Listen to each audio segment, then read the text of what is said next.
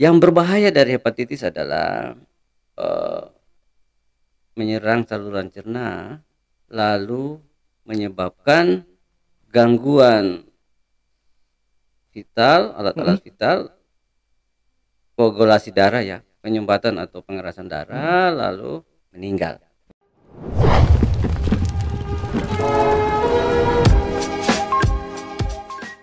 Oke, selamat datang di Papopos TV Podcast. Kali ini kita kedatangan tamu istimewa dari Dinas Kesehatan Kabupaten Nabire. Beliau juga merupakan salah satu dokter yang cukup dikenal di wilayah Kabupaten Nabire. Ya, inilah dia Dokter Franz C. Sayuri. Beliau Ya. ini terkenal dengan dokter yang cukup ramah dengan siapa saja, terutama kepada para pasiennya. Ya, Begitu ya, Dok ya? Kegiatan saat ini apa, Dok? Selain praktek, mungkin apa mungkin kegiatan saat ini? ya masih fokus layani pasien selain di klinik, Mm-mm. kegiatan di dinas ya, terutama pelatihan-pelatihan, juga kegiatan lain ya, selaku dosen di beberapa sekolah tinggi dan akademi sekolah kesehatan ya, di Akbid, di Stikes Persada, ya seperti itu. Pagi Oke, dinas, kemudian sore tetap layani pasien di klinik. luar biasa. Pak Dokter Franz Sayuri ini juga dokter yang cukup dikenal di kalangan anak-anak muda Nabire. Iya, Dok. Nih, kita bincang-bincang kali ini mungkin di edisi Papa Pos TV Podcast kali ini yang sekarang lagi marak-maraknya dibahas ini, Dok, tentang salah satu penyakit yang mungkin sudah ada tetapi sekarang mungkin dia justru lebih ini dengan perkembangan yang saat ini, yaitu penyakit hepatitis. Benar. Dok, saya ingin tanya, Dok, sebenarnya hepatitis ini apa sih? Ya. Eh Tanggal 3 Mei ya kita dapat petunjuk dari Badan Kesehatan Nasional Badan Kesehatan Dunia ya. Eh, Juga dari Kementerian Kesehatan bahwa ada outbreak atau laporan kasus yang bisa merupakan KLB ya. Kita tahu bersama COVID belum berakhir, kemudian tanggal 3 Mei kemarin dari WHO menyampaikan bahwa ada terjadi KLB di beberapa negara yang disebut sebagai penyakit hepatitis akut berat yang tidak diketahui penyebabnya. Nah, ini menjadi kewaspadaan kita terutama di Indonesia karena penyakit hepatitis ini sudah lama. Kita tahu bersama penyakit hepatitis itu ada hepatitis A, hepatitis B, C, D, bahkan sampai E. Nah, penyakit yang muncul ini menyerupai seperti hepatitis. Tetapi setelah diperiksa bukan hepatitis A, bukan hepatitis B, C, D, dan E. Jadi masih belum diketahui penyebabnya, tapi gejalanya persis dengan hepatitis. Jadi apa saja itu gejala hepatitis? Kalau masyarakat sih lebih kenal sebagai penyakit kuning. Oh, Karena hepatitis sendiri gejala yang paling nampak itu mata kuning, ya. kulit telapak tangan kuning ya.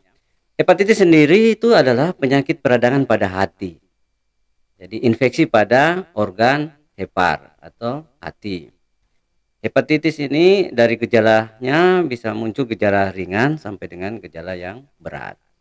Dan bicara tentang hepatitis, tindakan paling akhir itu adalah transplantasi hati. Hatinya diganti Wow, dengan hati baru. wow, luar biasa sekali, Dok, ini penyakit ya, Dok Jadi ya. kalau hatinya, sel-sel hatinya sudah rusak, Mm. ya tidak ada jalan lain, diganti transplantasi hati. Nah, di Indonesia ya belum sih, tapi di luar negeri sudah pada tahap itu. Hepatitis sendiri peradangan pada hati ya, yang kita tahu selama ini yang hepatitis A, B, C, D. Ada banyak orang tanya, dokter itu kenapa kok bisa ada hepatitis A, Mm-mm. B, Mm. C, D, E? Ya. Jangan-jangan ini F ataukah belum diketahui penyebabnya? Ya, ya. Jangan, kalau F nanti France. Jadi Oke, oke. hepatitis A dengan C itu ataupun hepatitis A, B, C, D, E itu penyebabnya virus dan itu nama virusnya. Jadi hepatitis virus A, hepatitis karena penyebabnya virus B, C, D, E. Semua penyakit yang penyebabnya virus itu banyak sekali variannya. Kita belajar dari COVID kemarin ada varian alpha, kemudian muncul lagi delta, omikron terakhir, yang nanti ada politron, megatron. Nah, ini apa ya? Penyakit yang penyebabnya virus itu banyak sekali jenis, ratusan jenis. Kalau di ilmu kita itu ya hampir 300-an varian-varian baru, jenis virus baru yang memang induknya satu, tapi berbelah, menyebabkan apa dengan zaman sekarang ya orang, terutama kita di kesehatan ini loh, kok muncul lagi ada penyakit baru dan memang lewat penelitian ditemukan lagi jenis virus yang tadinya tidak seperti virus yang lama. Ternyata ada varian-varian baru, ada bentuk-bentuk baru. Nah ini seperti di hepatitis yang tadinya dikira hepatitis A, B, C, D, ternyata bukan juga. Nah untuk itu dari WHO sampaikan bahwa ini adalah akut hepatitis atau hepatitis akut yang berat yang belum diketahui penyebabnya. Tapi gejalanya mirip. Penyebabnya virus, tapi apakah ini ada hubungan dengan SARS-CoV-2, COVID atau bukan? Tetapi hepatitis ini memberikan gejala lebih banyak pada saluran cerna. Nah, gejala yang muncul itu kadang ya mual, muntah, demam ringan, kemudian sakit perut. Kenapa ini menjadi hal yang perlu diwaspadai? Karena hepatitis akut yang belum diketahui penyebabnya ini menyerang di anak-anak umur 1 bulan sampai di bawah 16 tahun. Dan awal laporan misalnya untuk negara-negara dari misalnya UK ya, United Kingdom, Inggris, itu ratusan kasus yang sampai hari ini ya, dok, maksudnya ya masih terus berkembang. Terus Kanada, Amerika dan negara-negara lain, kita di Asia ya, Jepang, Singapura sudah melaporkan. Indonesia ya kemarin dari kementerian laporkan sekitar 15, yang awalnya 3 di Jakarta. Berarti sudah meningkat ya. Di Surabaya ratusan yang masih dicurigai. Ya, jadi kembali lagi selain gejala tadi, diagnosa pastinya harus lewat pemeriksaan laboratorium. Nah, ini sangat menarik. Karena hepatitis tadi di awal saya sampaikan infeksi pada hati, dan untuk membuktikan itu mesti periksa enzim hati. Nah, ini pemeriksaan enzim hati. Jadi selain tanda gejala tadi, satu hal yang harus diperiksa adalah fungsi hati, enzimnya. Enzim hati. SGOT, SGPT-nya harus diperiksa. Dan di penyakit ini didapatkan di atas 500 unit per liter, international unit per liter. Jadi salah satu hal yang memastikan bahwa ini hepatitis ya itu harus periksa fungsi hati. Seperti SGOT, SGPT, dan enzim lain di hati. Seperti itu. Iya dok, hepatitis ini dok, tingkat penyebarannya tadi cukup sangat cepat sekali dok ya, apalagi dia menyerang pada usia anak-anak ya, sampai 16 tahun dok ya. Kemudian dok, yang ingin kami tanyakan lagi, apakah ini benar atau tidak, tentunya dokter yang berkompeten untuk menjawab hal ini. Kami dengar dari beberapa isu yang berkembang tentang hepatitis ini katanya hepatitis yang baru ini, hepatitis akut ini datang dari efek daripada vaksin yang diberikan oleh kesehatan kepada orang yang sudah melakukan vaksin, baik itu vaksin pertama, kedua, dan ketiga, dan yang terakhir yang booster ini. Apakah itu benar dok? Apakah penyakit ini, hepatitis ini muncul dari vaksin itu juga? Ya, ini masih dalam penyelidikan ya. Kalau kita lihat 3 kasus awal di Indonesia, dari 3 anak yang kita curigai hepatitis akut yang tidak diketahui penyebabnya, dari riwayat vaksinasi yang umur 3 tahun itu memang belum divaksinasi. Yang 8 tahun dan 11 tahun sudah vaksinasi pertama. Dilihat secara keseluruhan, hepatitis akut ini kan belum diketahui penyebabnya. Penyebabnya saja belum diketahui. Nah, bagaimana mau hubungkan dengan vaksinasi tadi? Apalagi masih dicurigai apakah selain saluran pencernaan menyerang juga saluran pernapasan. Pernapasan. Nah, inilah yang belum ada dari WHO, masih belum bisa kita pastikan ya untuk hubungan langsung dengan vaksinasi. Karena dari data yang laporan yang masuk dari sekitar lebih dari 20 negara ya belum bisa dipastikan hubungan langsung antara hepatitis akut yang sedang terjadi ini dengan vaksinasi, terutama vaksinasi COVID pada anak-anak. Seperti itu. Oke, sangat menarik sekali dok tentang hepatitis ini. Kemudian begini dok, tingkat penyebaran penyakit hepatitis akut ini, apakah untuk kita bicara lingkup Papua, khususnya Kabupaten Nabire, Ya. dari sampai hari ini, dokter, apakah sudah ada gejala-gejala virus hepatitis akut ini masuk di wilayah Papua, terlebih khusus Kabupaten Nabire? Ya, per tanggal 27 April ya, bulan lalu dari Kementerian Kesehatan berdasarkan laporan dari Badan Kesehatan Dunia sudah memberikan surat edaran lewat Ditjen P2P ke seluruh dinas kesehatan kota provinsi di Indonesia, termasuk kita di Nabire. Berdasarkan surat edaran nomor 2015 tanggal 27 April itu bahwa wajib untuk seluruh dinas kesehatan provinsi, kabupaten, kota di Indonesia untuk mewaspadai. Apa saja yang harus kita lakukan? Pertama, harus sesegera mungkin mensosialisasi tentang penyakit ini. Nah, ini salah satu hal yang luar biasa. Hari ini saya ada di sini sesuai dengan petunjuk teknis dari pusat bahwa terus kita sosialisasi tentang penyakit baru ini. Selain sosialisasi, menyiapkan tenaga-tenaga kesehatan, kemudian rumah sakit rujukan dan laboratorium rujukan. Ini perintah dari kementerian yang harus kita sejak awal menyiapkan itu. Lalu tetap melaporkan. Ada tidak ada kasus tetap kita melaporkan karena belajar dari COVID. Nah, ini sudah sedikit mudah dengan adanya hepatitis akut ini. Teman-teman di lapangan sudah terbiasa melaporkan kejadian kasus penyakit yang namanya SKDR, Sistem Kewaspadaan Dini dan Respon. Itu teman-teman di puskesmas setiap hari melaporkan. Ada kasus, tidak ada kasus, ada yang menyerupai, tetap dilaporkan. Sehingga meningkatkan tingkat kewaspadaan.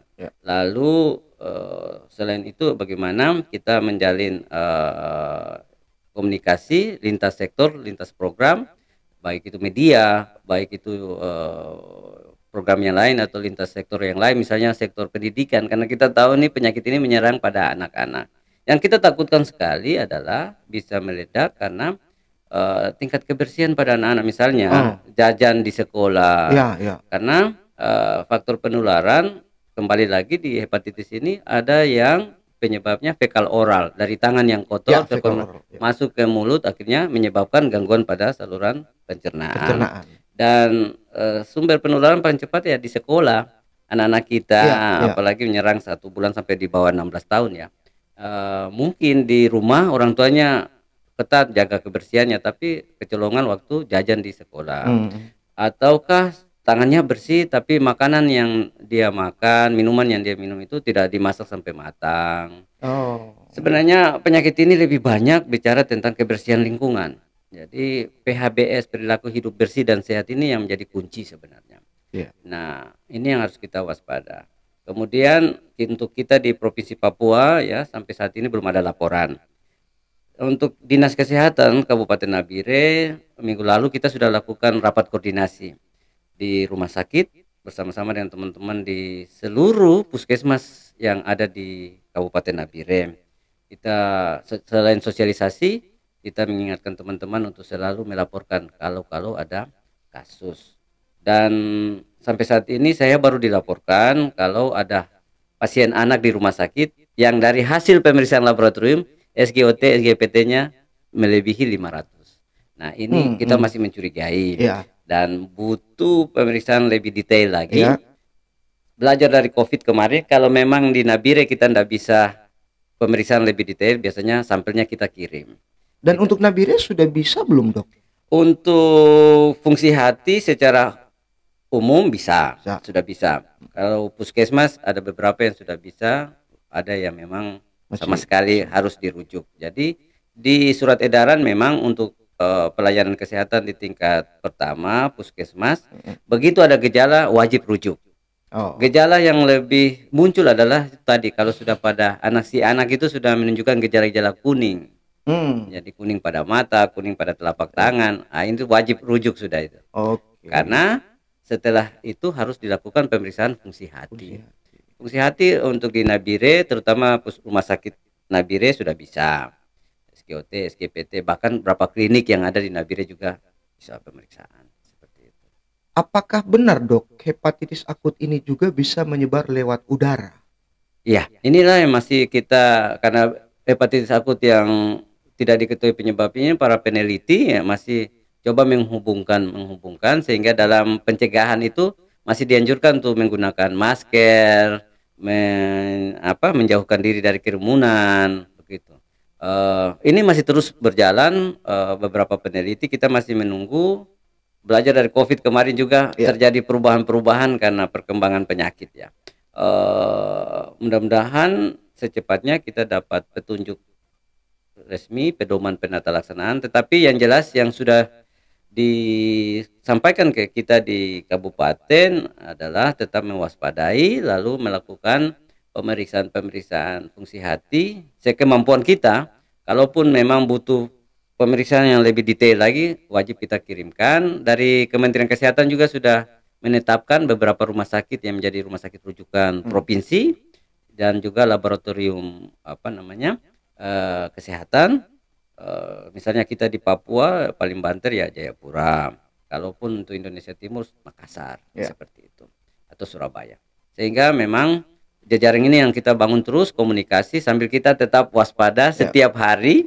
Jangan-jangan kita muncul kasus. Belajar dari COVID lalu kita anggap itu di Wuhan, di Cina, tidak mungkin ada di Nabire. Tapi data kita menunjukkan bahwa di Nabire juga terjadi dan sudah 88 yang meninggal. Ini kan menjadi catatan bahwa penyakit apa saja kita wajib waspada.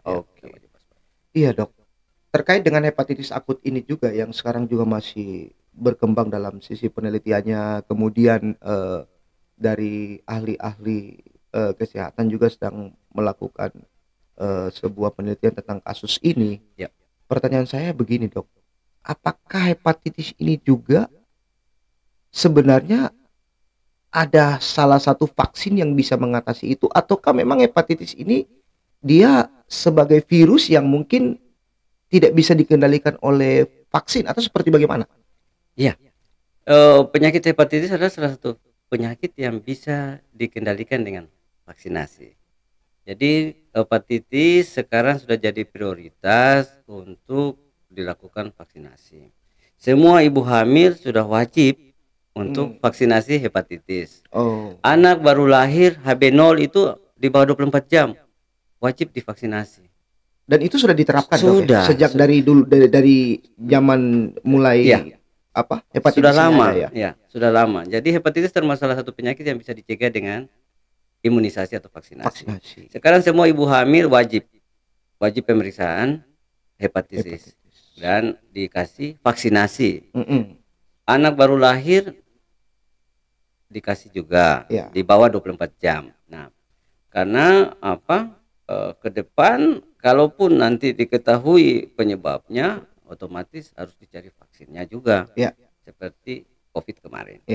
Nah, hepatitis sebenarnya itu sudah jalan yang A, B, C, D, E tadi. Nah, ini yang muncul, ini yang bikin rame seantero jagat ini. Karena belum diketahui penyebabnya. Tapi gejalanya mirip. Setelah diperiksa bukan virus A, virus B, C, D, E, tapi gejalanya kok mirip. Diperiksa jangan-jangan ada hubungannya dengan SARS-CoV-2, bukan juga. Sehingga ini masih menjadi PR bagi kita semua. Mudah-mudahan secepatnya bisa ketahui penyebabnya. Kemudian selain pengobatan, vaksinasi. Tingkat penyebarannya cukup begitu cepat, Dok, ya, dalam arti hal ini juga menyerang anak anak-anak usia dini ya, sampai 16 tahun, Dok. Saya mau minta tips, Dok, dari Pak Dokter selaku dokter yang juga menangani kasus-kasus menular seperti hal ini dan lain sebagainya. Tips apa dok yang bisa diberikan kepada warga masyarakat Kabupaten Nabire ini khususnya dan terutama kepada warga masyarakat Pak yang ada di tanah Papua ini Ya, terkait dengan pencegahan penyakit hepatitis akut ini yang ya, masih dalam tahap penyelidikan saat ini? betul. Eh, Semua penyakit, terutama kalau kita lihat COVID, kemudian sekarang hepatitis yang notabene penyebabnya virus, itu memang eh, kata kunci adalah bagaimana kita menjaga kebersihan. Poinnya di situ. Jadi PHBS, perilaku hidup bersih dan sehat. Kita tahu bersama kita di Papua ya, di Nabire ini perilaku hidup bersih dan sehat ini masih jauh. Iya, iya, Ya, iya. COVID kemarin kita coba dengan berjalannya waktu ya, syukur ya bisa bisa banyak masyarakat yang mulai merubah Iya, pola pola hidupnya hidup, ya. untuk menjaga kebersihan. Yang berbahaya dari hepatitis adalah eh, menyerang saluran cerna, lalu menyebabkan gangguan vital, alat-alat vital, koagulasi darah ya, penyumbatan atau pengerasan darah, lalu meninggal, gangguan sirkulasi dan meninggal. Adalah karena virus itu berkembang lewat saluran cerna. Nah, salah satu hal yang bisa kita lakukan adalah bagaimana mencegah Ya. dengan menjaga kebersihan. Misalnya sering mencuci tangan, masak, baik itu makanan atau minuman sampai matang, tidak menggunakan alat makan secara bergantian, menjauhkan diri dari orang yang sakit dan lain-lain. Salah satu PR besar kita di Papua dan di Nabire khususnya ini bersih-bersih nih. Waduh, masih susah, apalagi pada anak-anak. Nah, ini dia. Kemudian yang kedua kan kita belum terlalu fokus untuk kebersihan lingkungan. Ya. Karena penyakit yang penyebabnya virus berhubungan erat sekali dengan lingkungan di sekitar. Ya. Kita tahu bersama bahwa penyakit-penyakit yang notabene ada hubungan langsung dengan lingkungan ini, ya selain host pejamu, juga environment lingkungan. Nah, ini yang menjadi perhatian kita sebenarnya. Jadi kita bisa terhindar kalau diri kita bersih dan lingkungan di sekitar kita juga bersih. Oke. Ini akan menjadi perhatian kita dengan terus mensosialisasi tentang penyakit ini, terutama bagaimana menjaga kebersihan diri dan lingkungan. Iya, terutama di dunia pendidikan dok, karena ini tingkat SD, SMP, dan SMA. Benar. Ini kan saat ini juga sudah dilakukan bukan lagi seperti dulu kita COVID melalui daring, tapi ini sudah langsung tatap muka. Tatap muka. Ini pertanyaan besar juga dok untuk pencegahan hepatitis akut ini ke depan. Kira-kira apa yang bisa dokter berikan sebuah minimal mungkin edukasi kepada dunia pendidikan terutama para guru yang mengajar untuk boleh kita mungkin maksudnya mengambil langkah awal sehingga proses pencegahan hepatitis akut ini tidak terlalu menyebar di wilayah Kabupaten Nabire pada khususnya. Benar sekali, ini akan kita sesegera mungkin ya melakukan sosialisasi. Ya, saya bersyukur media sudah membantu sekali. Tapi secara internal Dinas Kesehatan akan melakukan rapat koordinasi, duduk bersama dengan pihak Dinas Pendidikan, di mana kita pastikan setiap sekolah itu untuk jajanannya ya, terutama kantin-kantin sekolah itu betul-betul higienis, dalam arti makanan, minuman yang dijual itu harus memang betul-betul matang dan terhindar dari bibit penyakit. Yang kedua, bagaimana kita terus meningkatkan kegiatan cuci tangan memakai sabun seperti yang kemarin di COVID itu, bahwa sekolah wajib menyiapkan sarana cuci tangan, wajib menjaga atau memperhatikan, mengawasi anak-anak didiknya untuk cuci tangan ya. Kemudian tentunya mengenal gejala sejak awal. Ini yang penting karena yang paling panik adalah guru atau orang tua. Betul. Dari si anak itu. Betul. Sehingga ini yang perlu disosialisasi bagaimana gejala-gejala awal sehingga orang tua atau guru itu tidak panik. Waspada is oke, tapi panik tidak boleh.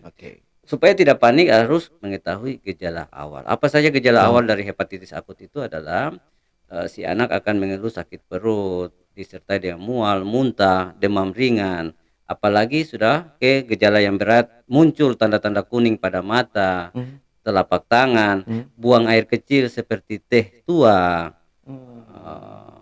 tinjanya berwarna seperti dumpul, dan yang lebih ditakutkan adalah tiba-tiba mengalami gangguan koordinasi, gangguan kekentalan darah, kemudian gangguan sirkulasi dan meninggal.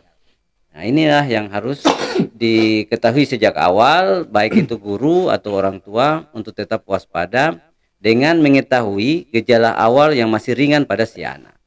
Ya, berarti mungkin begini dok, yang ingin kita perdalam lagi, berarti intinya ke depan juga Dinas Kesehatan Kabupaten Nabire akan berkoordinasi dengan Dinas Pendidikan terkait pendidikan di Kabupaten Nabire dalam arti tatap muka dan pencegahan hepatitis akut ini. Luar biasa sekali dok, kita bincang-bincang cukup mendalam tentang hepatitis ini. Kita berdoa juga mudah-mudahan penyakit ini tidak sampai ke kota kita. Benar. Mudah-mudahan dia bisa cepat berakhir juga, dan mudah-mudahan ini juga tidak menambah suanggi-suanggi yang ada ini dok. Benar. Saya selalu sampaikan bahwa COVID itu seperti suanggi. Ternyata ada suanggi lain. Ada suanggi lain lagi Ini dok. kayaknya suanggi napan. Angin aman. Iya dok. Oke, terima kasih banyak dok atas waktunya yang sudah menyempatkan diri di Popopos TV Podcast ini.